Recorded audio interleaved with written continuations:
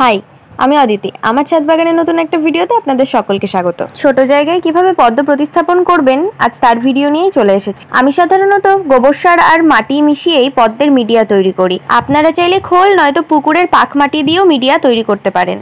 আমি প্রথমে বেশ কিছুটা পরিমাণ গোবর সার এবং তারপর এক মুঠো হাড় গুঁড়ো ভালোভাবে মিশিয়ে নিয়েছি একসাথে। 30 টাকার এই গামলাতে আপনারা যে কোনো মাইক্রো ভ্যারাইটি অনায়াসেই করতে পারেন, যেমন অ্যাফেকশন 16, আমেরিক্যামেলিয়া, লিয়াংলি, মৃণালিনী, আরও অনেক রয়েছে। আমি আজ অবশ্য মৃণালিনী আইডিটি বসাবো। আপনারাও চাইলে ছোট জায়গাতে এই আইডিটি একবার বসিয়ে দেখতে পারেন, প্রচুর পরিমাণে ফুল ফুটবে। এরপর বাকি অংশে মাটি দিয়ে দেব। আপনারা চাইলে পাক মাটিও ব্যবহার করতে পারেন, তবে আমার কাছে যেহেতু নেই তাই আমি সাধারণ বাগানের মাটি ব্যবহার করেছি। আমি যে টিউবারটি বসাবো তাতে এখনো রুট আসেনি, রুট আসলে তারপরেই আমি বসাবো। এভাবে মাটিটি তৈরি করে বেশ কিছুদিন রেখে দিতে হবে।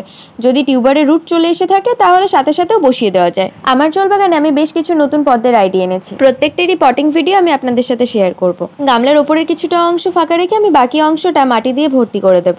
এবার উপরের বাকি অংশটুকু আমি জল দিয়ে পূর্ণ করে এইভাবেই 5 থেকে 6 দিন ফেলে রাখবো, যতদিন না আমার ওই টিউবারটিতে রুট আসছে। এভাবেই আপনারাও কোনো ছোট জায়গাতে পদ্মের মিডিয়া প্রস্তুত করতে পারেন। আপনারা যদি এই আইডি টিউবারটি নিতে চান তাহলে আমাকে কমেন্টে অবশ্যই জানাবেন। টিউবারটি কিভাবে বসাচ্ছি এবং তার পরবর্তী পরিচর্যার বিষয়ে জানতে হলে আমার চ্যানেলটি এখনই সাবস্ক্রাইব করে দিন।